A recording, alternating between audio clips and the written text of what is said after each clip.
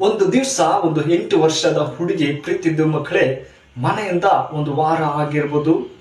ಹೋಗುವಾಗ ಆ ಹುಡುಗಿ ತನ್ನ ಮನೆ ಹುಡುಕ್ತಾ ಇದ್ದಳು, ಎಲ್ಲೂ ಸಿಗಲಿಲ್ಲದೆ ಗಲಿಬಿಲಿಯಲ್ಲಿ ಒಬ್ರು ಪೊಲೀಸರು ಬಂದು ಅವಳಿಗೆ ವಿಚಾರಿಸುವಾಗ, ಯಾಕಮ್ಮ ಈ ತರ ಓಡಾಡ್ತಾ ಇದೆಯಾ, ನಿನ್ನ ಮನೆ ಎಲ್ಲಿ ಎಂಬುದಾಗಿ ಕೇಳುವಾಗ, ಅಂಕಲ್ ನನ್ನ ಮನೆ ಎಲ್ಲೋ ಎಂಬುದು ಜ್ಞಾಪಕ ಬರ್ತಾ ಇಲ್ಲ ಎಂಬುದಾಗಿ ಗಲಿಬಿಲಿರುವಾಗ ಅವಳಿಗೆ ತಕ್ಷಣ ಒಂದು ಜ್ಞಾಪಕ ಬಂತು.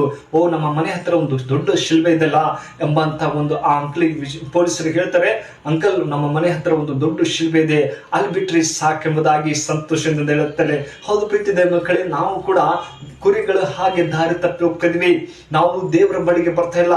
ದೇವರು ಹೇಳ್ತಾ ಇದ್ದಾರೆ, ನಾನೇ ಮಾರ್ಗವು ಎಂಬುದಾಗಿ. ಹೌದು ಪ್ರೀತಿದ ಮಕ್ಕಳು, ಪರಲೋಕದಿಂದ ನಮ್ಮನ್ನು ಕರೀತಾ ಇದ್ದಾರೆ, ನಾನೇ ಮಾರ್ಗವು. ಹೌದು ಪ್ರೀತಿದ ಮಕ್ಕಳೇ, ಯೇಸು ಸ್ವಾಮಿ ನಮಗಾಗಿ ಶಿಲ್ಬೆ ಮೇಲೆ ಪ್ರಾಣ ಕೊಟ್ಟಿದ್ದಾರೆ.